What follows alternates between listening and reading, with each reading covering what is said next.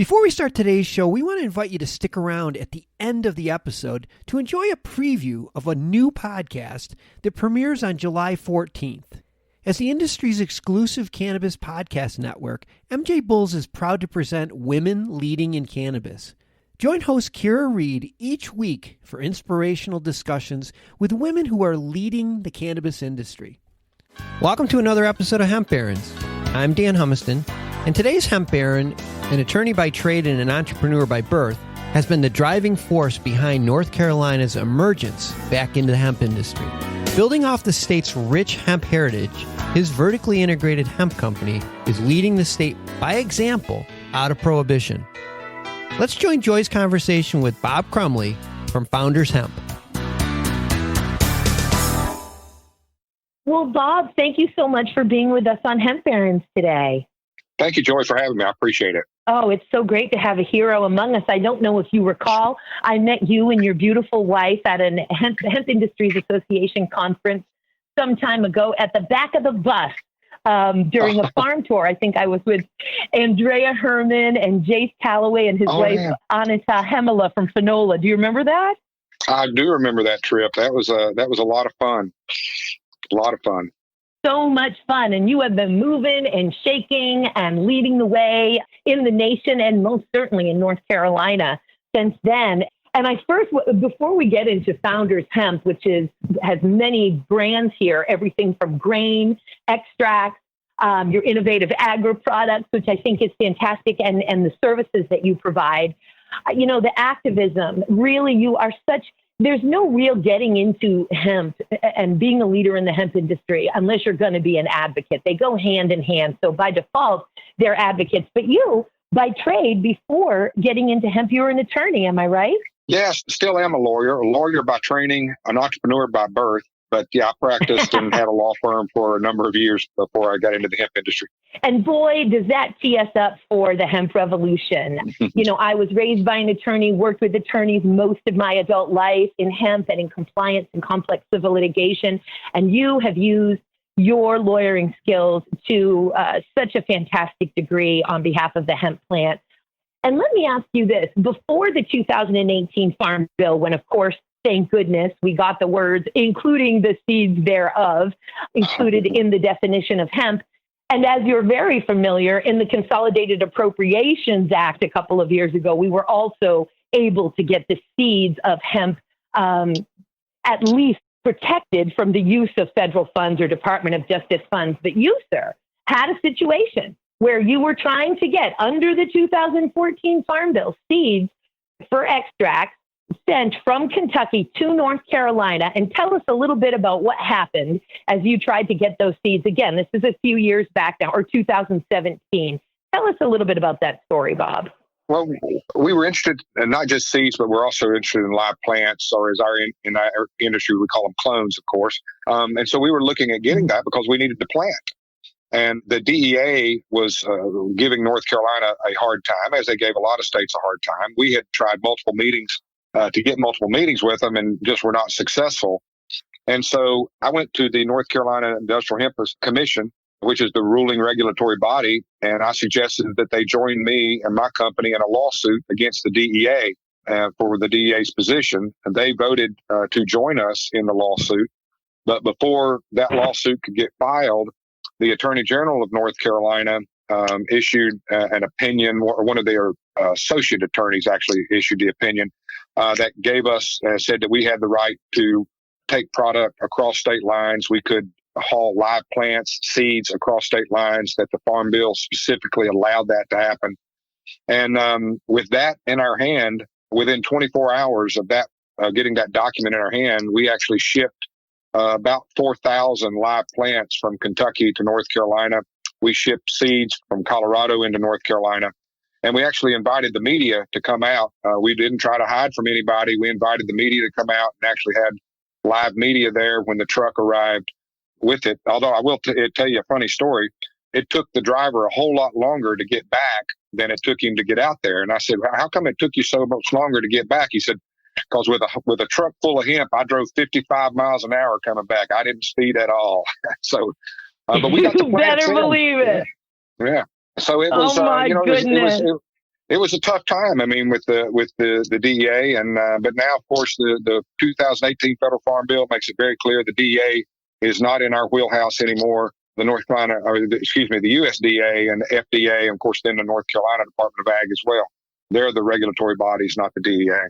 Indeed. No, they are in our rear view mirror, as I love to say. And as I warned everybody, or at least tried to inform everybody, as soon as we get rid of the DEA, the FDA will be sitting there waiting for us, and they are. And we won't spend too much time in this show talking about, of course, they claim to be working diligently on trying to create a regulatory framework for hemp extracts as supplements and is to be added in food and beverages. And that's a pretty good segue into Founders Hemp. So when did Founders Hemp come along? When did you decide to found, as it were, Founders Hemp?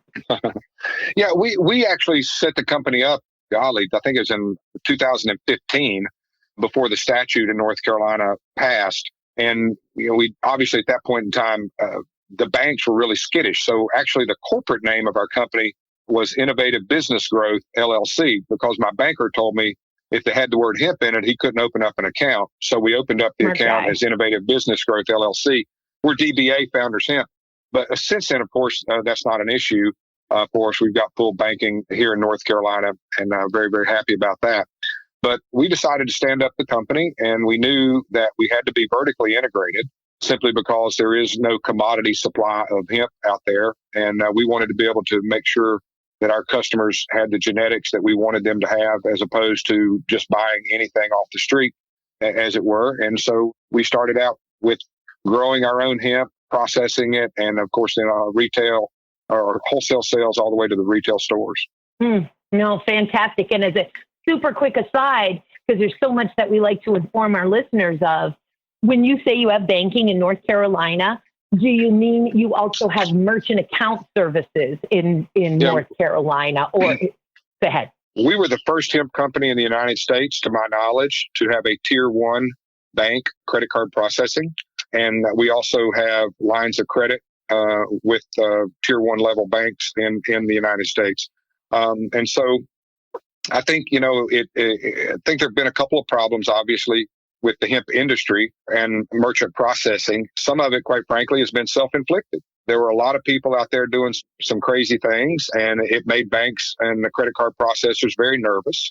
Some of the folks that were involved early on in our industry may have come directly out of the marijuana industry, and there were a lot of banks that were concerned that it may have hemp in the name, but they would be selling marijuana out the back door.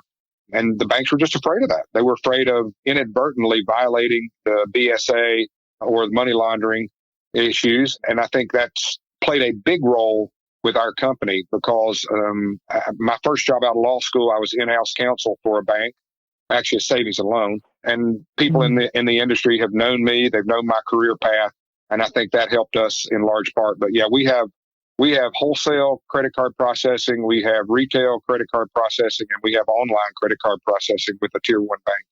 Indeed. And for what it's worth, really, because we're so engrossed, Hemp Industries Association, and for many other reasons, I have to be so engrossed in what's happening with merchant account processing. And the reality is, as you well know, Elevon, when they saw the writing on the wall that the Farm Bill was going to be passed, they got in around November or so, and everyone got real excited. They started opening up accounts. Merchant account processing can be, like any industry, can be a dirty business. If there's affiliates within affiliates, as you know, selling these things. And I think also what happened is some of the merchant account sellers themselves, who of course want the commissions from the transaction fees, also had a part to play in what happened to hemp, and that they may have brought it on themselves more so than hempsters. I would be more inclined, even to say that by getting in some of these medical and adult use cannabis. And certainly they should have access as well within their own legal states. But I think they let some of them in, and MasterCard found out about it, threatened Elevon, and I don't have to tell you the rest. Thank God, founder. That's industry self-inflicted. That's what I would say. Not that it's just hemp people doing it, but again, it's some of these folks that were doing the ISOs or the companies that sell credit card merchant processing. And they were doing the wrong thing, and they make a bank nervous. When a bank is sitting there, and I'm not taking the side of the banks, don't get me wrong, but you've got to at least recognize their dilemma, because if they're sitting there inadvertently processing an illegal controlled substance, then they could be accused by the federal government of money laundering, and that's a very bad thing for a bank. Kiss of death. So we've got to police our own industry. We've got to police the people who provide services to our industry. And if we don't, then companies like Elevon and other companies will flee because they're afraid, and rightfully so. And so I think that as our industry becomes more professional, as people, I've been working on a speech that I've been asked to give, and the title of my speech is going to be the laws of business apply to cannabis. There's a lot of people that get into the cannabis industry. God bless you, Bob. That's perfect. God bless you. They think that the laws of business don't apply to cannabis. And I'm not just talking about laws. I'm not talking about statutes. I'm talking about things such as cash flow for a small business is more important. Yeah, business practice. I mean, I'm seeing hemp companies that are year end to being a hemp company, and they don't have a set of books, or they don't keep their books up, or I mean, just stuff that is common sense business, which is why, and sometimes in our industry, we think the laws of business don't apply to us, that we've got a product that is so wonderful that the laws of business don't apply. Look, they apply. You know, not only do they apply, they should apply. Absolutely. And I find that also, and I don't know if that's because we're coming from hysterical prohibition to folks think some unrealistic type of utopia or what's going on. But I find even critical thinking hats seem to come off when it comes to hemp. So you'll be talking to even a critical thinker, and all of a sudden when it comes to hemp or hemp products, whether it's extract, textiles, or even paper, all of a sudden they stop asking critical questions like, gee, did you happen to use a bunch of chemicals on this textile? Go ahead. Let me give you a great example. I have trained 5 banks in North Carolina. One of them's a national bank. I've trained 5 banks, their compliance officers and stuff on hemp and cannabis to help them get ready for cannabis customers. So occasionally they will call me when they've got a deal presented to them. They don't tell me the company name. They don't tell me the state that it's in. They just say, we've got this kind of structure being presented to us. What do you think?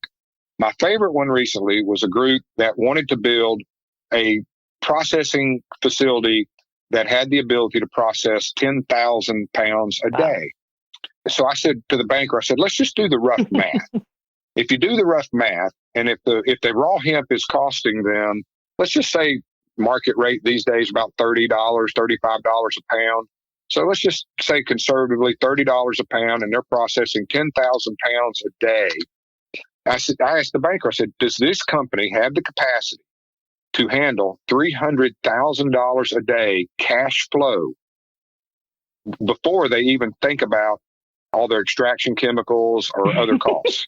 It's like some people in the hemp industry have eaten, I think they watched that movie about the baseball field. If you build it, they will come. And I think some people in the hemp industry have taken the idea, if I build an extraction facility that will produce can process 10,000 pounds a day, by golly, I'll be able to sell 10,000 pounds a day. My response is not necessarily. And so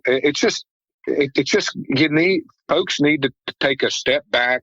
What was it? A former Fed chairman called it irrational exuberance.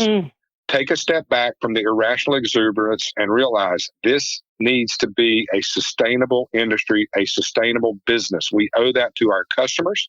We owe this to the people who have maladies that our product is good for. And we need to approach it that way and approach it business-like. And I think we do that at Founders Hemp.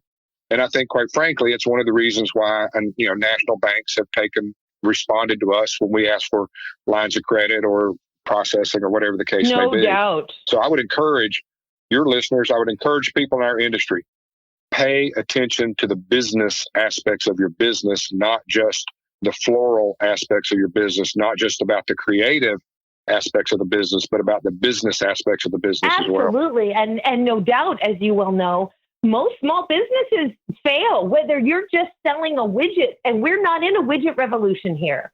We're in an industrial, agricultural, public health revolution with a plant that has been demonized and we've been socially engineered. So if you're going to have trouble surviving as a small business owner operator selling widgets, believe me, you're going to have trouble in hemp if you're not applying these best business practices. Right. Breaking the stigma is something that we need to do. And I can't tell you the number of people that I've seen, people in their 40s, 50s, 60s. They come to the door of our retail store, they put a hand on the door, and then they look both ways as if they're trying to see if anybody's watching them go in. They still got that little stigma. Now, after they come into our store and they realize it's not a bad place, it's a healthy place, they lose that stigma. But it's one customer, two customers at a time. If as an industry, we feed the stigma, I mean, I've seen some ads by some of our competitors. They cuddle right up against the marijuana. They cuddle all up against the illegal aspect of it. And I don't think that's good for the industry, because we need to be about breaking that stigma, not embracing that stigma. Such a fantastic gauntlet to navigate here. And you do such a great job of it at Founders Hemp. And let's talk a little bit about what Founders does.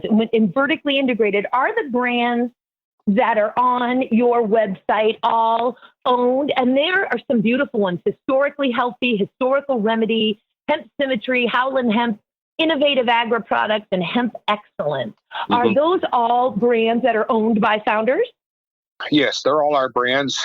We decided early on not to have a monolithic marketing plan, but to rather, as you can see, by having different products. Each one of those products goes to a segment of the market. And so that's the decision we made. There are people out there in the industry who've decided to have a monolithic brand, and they'll put the same brand in a convenience store or a doctor's office. And we don't do that. And so we've segmented brands out based on market. And some of it with Innovative Agri Products, that is the arm of the company that sells, it looks like, maybe ingredient suppliers as well as genetics, and provides services? Right. That is our farming entity and also our extraction entity. It sells clones and seedlings to farmers. It also buys hemp. It extracts hemp. And its biggest customer is Founders Hemp.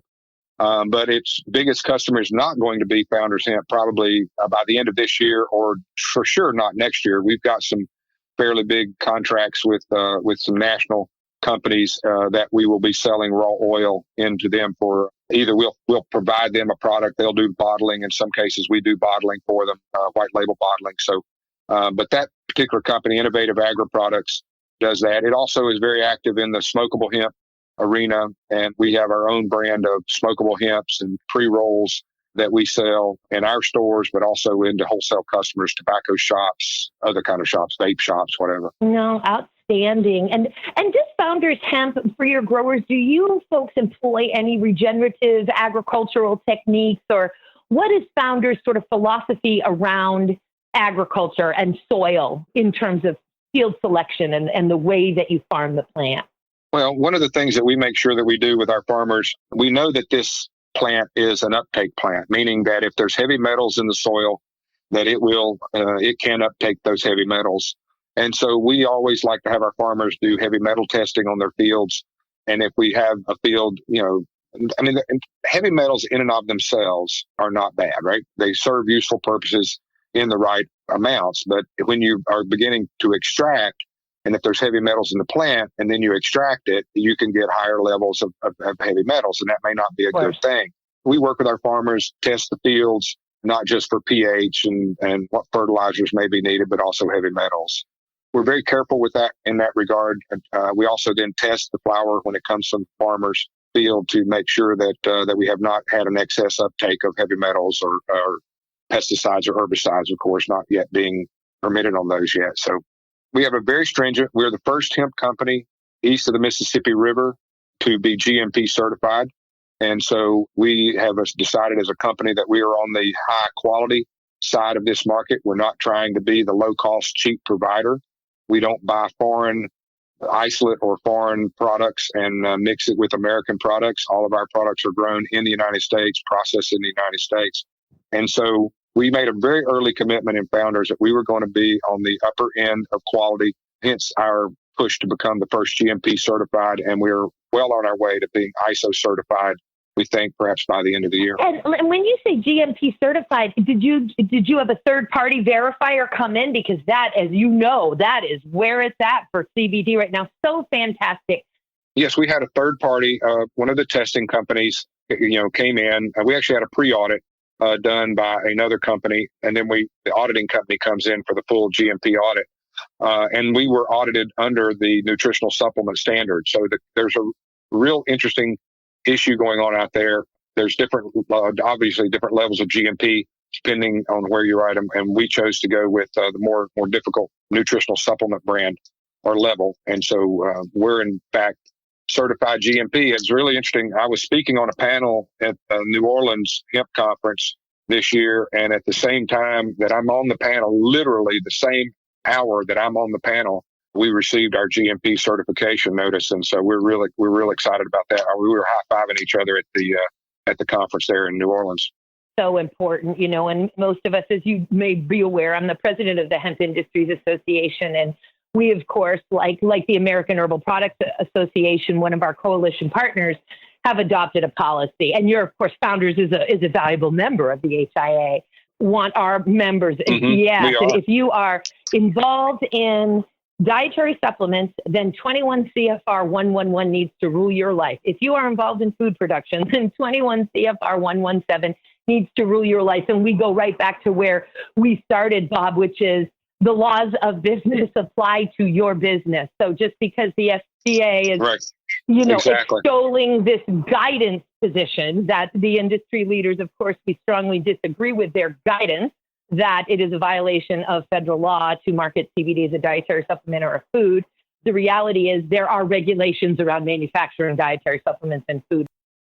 It's so critical in our industry that we need to be concentrating on quality. Look, our detractors are going to use negative quality as a reason to be against our product, not just be against that particular product, but to be against hemp Absolutely. itself. And so when you're in a brand new industry that's coming out of an illegal industry, and now it's legal industry, there's a lot of bullseyes on you, and you need to be concentrated into the quality side. And so we made that commitment internally. Our quality control manager has multiple years in the food industry and came to us, and we're just very, very pleased with the result. And like I said, the next level for us is the ISO 20, I can't remember the levels, 20-some thousand level that we're going for now, and hopefully be there before the end of the year. So that would be very exciting. So fantastic, so critical. I came on in January also as Elixinol's regulatory officer and industry liaison, and it means everything to be transparent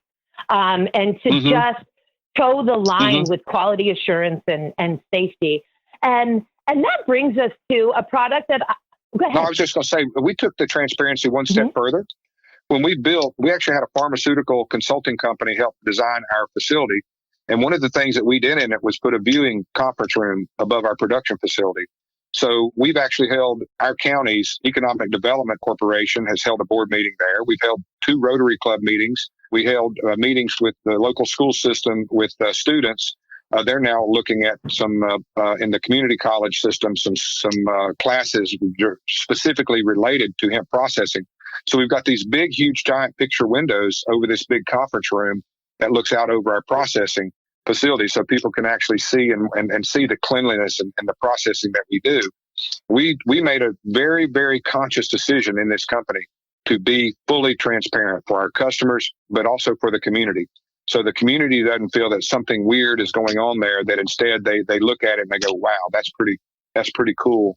The quality, pretty cool. I mean, when they see our staff in there with white coat jackets on, beard nets, hair nets, gloves, they suddenly go, wow, these are people are not extracting in their bedroom or their bathroom or their kitchen table. This is a real deal here. It's so important for our industry, I believe. Absolutely. Leading that example. And in fact, it reaches beyond transparency into education and demonstration. So while they're seeing a shining example of how these facilities should be operated, they're also getting their own ideas.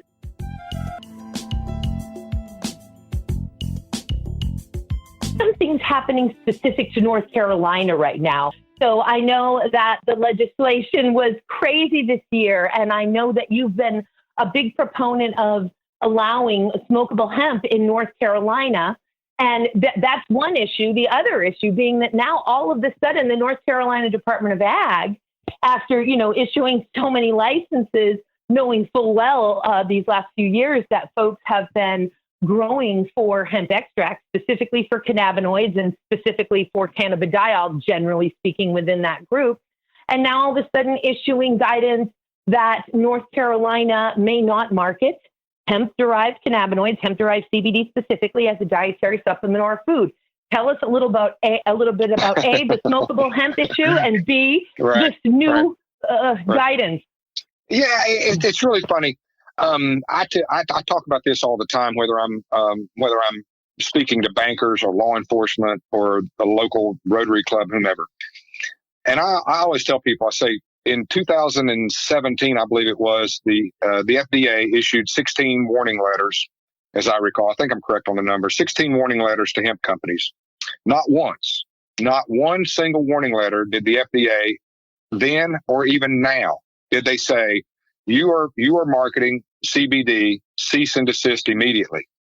They didn't say you are marketing CBD as a nutritional supplement and you've got nutrition supplement facts on your bottle, cease and desist that immediately. They have not said that. What they have said is, in the supplement facts on your bottle, you say you've got 25 milligrams. We tested it. You've only got 15. Either fix your product or fix your label. Now think about that for a second. On the one hand, the FDA and North Carolina, they send out a missive saying it's illegal to do these products, to put them into food or put them in nutritional supplements. And then on the next sentence, they're saying, but if you do that, here's the best way to make sure that your nutrition facts or your supplement facts are correct. The other thing that they've done on their warning letters is to say, you can't make unfounded claims. And I agree with that. And so when you've got companies out there saying, one company I think had on their website, CBD is a cancer cell killer. Well, that's going to drive the FDA crazy every single minute of the day, and it should. And so if you really look at what the FDA and what North Carolina is saying, is technically, since the FDA has not issued regulations, technically we're not allowed to sell what we're selling. But the FDA has said... And I'm just going to interrupt you there. Just because I speak on this all the time as well, obviously. And you're so close.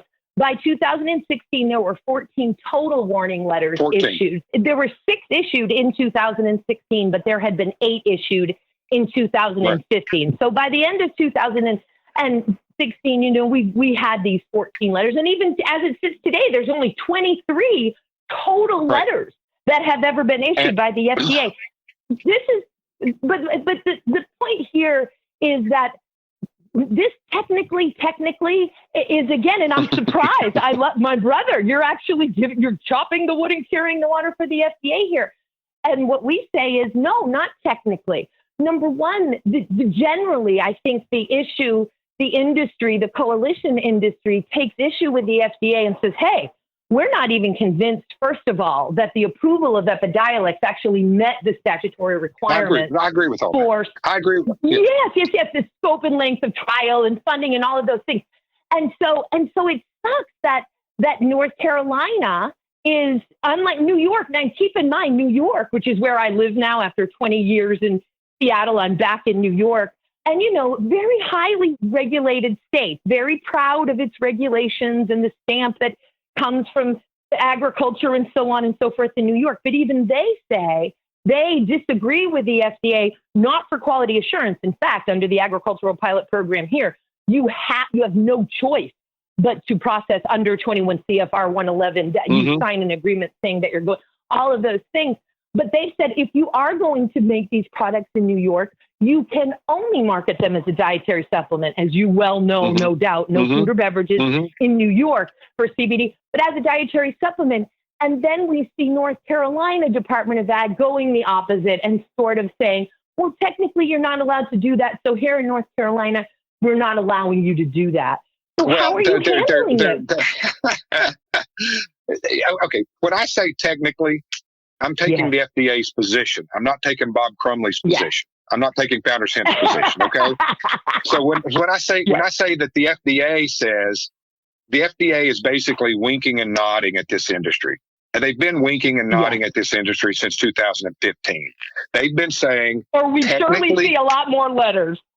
Yes. Well, you see more letters, but you only see letters as it relates to the quantity of product in that you're stating on your nutrition facts or supplement facts, and you're seeing letters related to unsubstantiated claims. And not once. No, I have not seen a single letter that says you can't grow it. No, I don't mean that. I actually think you misheard me. I said, or we would be seeing more letters. Certainly, I agree with you 100%. Right. No, absolutely. Yeah, absolutely. So what's North Carolina? Why is North Carolina doing what it's doing? And how are you handling it? You're the king of extracts down there. How are you handling it? Perfect question. North Carolina is doing this because North Carolina has a very special relationship with the FDA. North Carolina Department of Ag actually runs a very large testing facility for the FDA. And North Carolina is not going to take a position that is contra to the FDA's position. That's my opinion. Okay. I've been in meetings with them. I know. Okay. I sat across from in a meeting with the Department of Ag, and the statement was made to me, Bob, we're not going to inspect you guys right now because the FDA has not given us guidance on how to inspect you. And I said, okay, you understand we're not going to stop processing and we're not going to stop selling. And they said, we know, it's okay. So North Carolina is doing exactly what the FDA has done, is they send out these letters saying, okay, since the FDA hasn't issued final regulations, we don't think you can do this, but we're not shutting anybody down. We're not pulling products from shelves. We're not doing any of that kind of stuff. And so, but hey, I'll tell you one thing that I believe, I call this gray area, right? And I believe very strongly, Joy, that this gray area has been very, very good for small businesses to get started. Because had it been very clear, black and white, day one, the big boys would have jumped in and they would have crushed all the mom and pops, all the young companies like mine getting started. What the gray has done for us as an industry, it's allowed us to develop some small to middle-sized companies that the big boys are going to have to play with as when the big boys get to jumping in. It's exactly what happened in the vape industry. The big boys sat on the sidelines for the vape industry for a period of time and then started jumping in once things got a little more secure in that industry. And I think that's going to happen in our industry. So I believe as you're familiar with the hemp industry, the hemp movement on all of its forms, textiles, building materials, body care was built on the backs of the cottage industry. And it's amazing the light that the as I say, sort of the cracks in the shadow and the light where hemp is able to shine through. And didn't you just hit it on the head that boy, the universe conspires in our favor, if I could get spiritual for a minute there, Bob? Absolutely. One great example. When a national hamburger chain on 4/20 of this year, April 20th of this year, put a hemp extract barbecue sauce on burgers and sold them for $4.20, as I understand. That was a look to the FDA going, okay, whatever. And what did the FDA do? They didn't do anything. Okay. So I believe, let's take the vape industry for a second. The vape industry was around for what? 14 years before the FDA started doing any significant regulation. Will our industry be around for 14 years before they get around to issuing regulations? I don't know. Maybe we will. Maybe we won't. I don't think we will. But I believe very strongly that what we produce in our facility is going to be inspected and regulated pursuant to 111, CFR 111. Yes.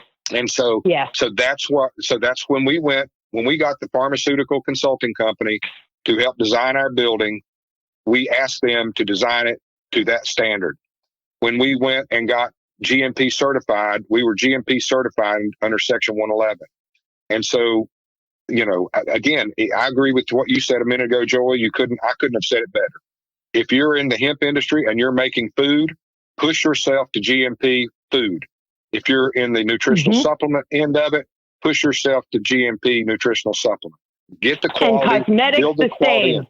Absolutely. Absolutely. And I still want to talk about the smokable hemp aspect before we go, but I just also wanted to give a nod, of course, to the Founders Hemp brand that is skincare when we said cosmetics, because, of course, you've got your grain brand and you've got Hemp Excellence, the body care brand, and your extracts as well. So cosmetics are so important. But let's talk for a minute again, the advocacy with regard to the issue in the North Carolina legislature of smokable hemp versus not allowing it.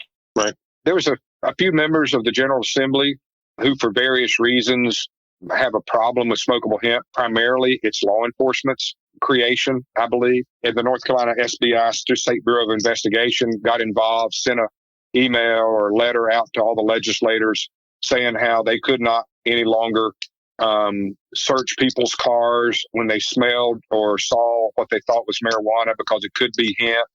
Look, I just got interviewed earlier today by a TV station on this issue here in North Carolina, and I told them what I'll tell you. Over 2.5 years ago, Joy, I called the North Carolina SBI, the North Carolina ALE, Alcohol Law Enforcement, the North Carolina Police Chiefs Association, and the North Carolina Sheriff's Association, offered myself up to come teach them and help them to get past this issue on smokable hemp and other issues in the cannabis industry. The Sheriff's Association said, we don't need you at our event. Thanks for calling. The SBI and the ALE never called us back. The Police Chiefs Association called us back and allowed me to speak at their event. So later now, 2.5 years have gone by.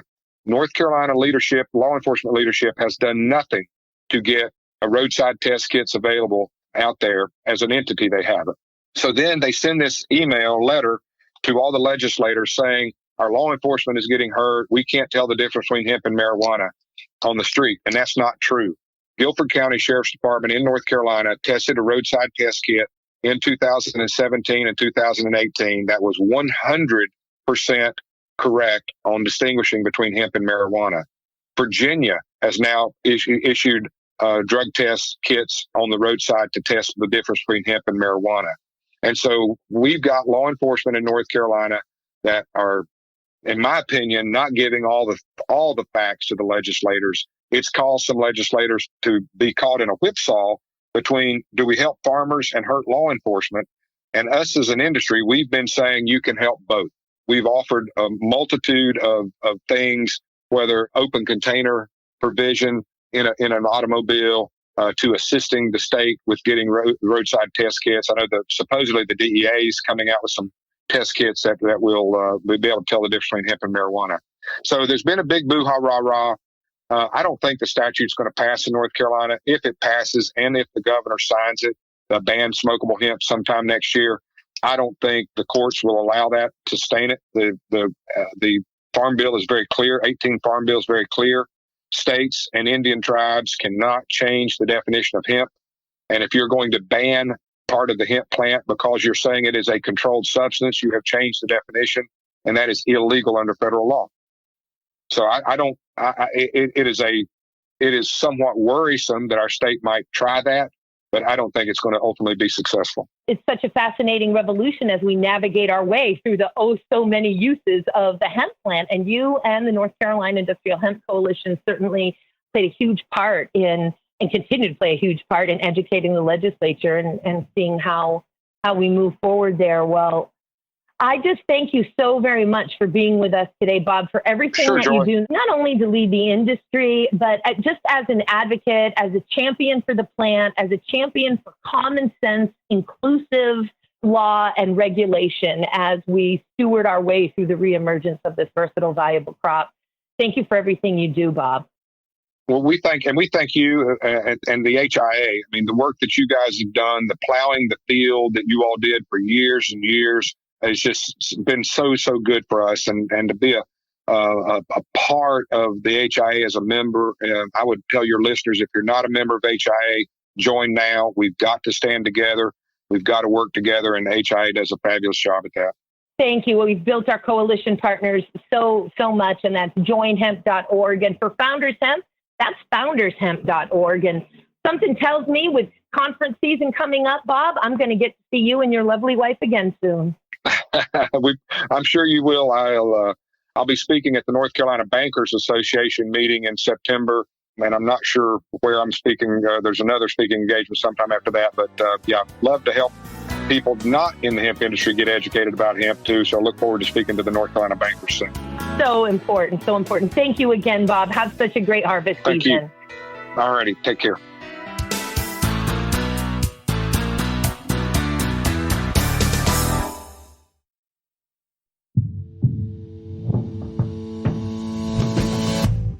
Tell me, boy, you make me so bored. You need to walk the other way. I tell you once more. Please get out of my way. I don't want you no more. We're done here, boy. I know you think you're so fine, but you can't see it. I've been wanting to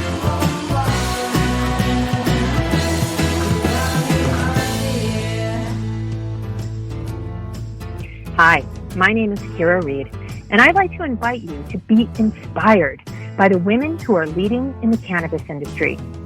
Each week, we will discuss empowerment, leadership, and what it means to be a woman in charge in marijuana, hemp, and CBD. As the founder of the Women Empowered in Cannabis community, I have had the great pleasure to get to know many brilliant and talented women who are CEOs, executives, politicians, advocates, and community leaders that are focused on creating a cannabis economy that is just, fair, and equal. We'll learn how these women make decisions, how they navigate a predominantly male industry, and what they're doing to level the playing field for women. I hope you'll join us.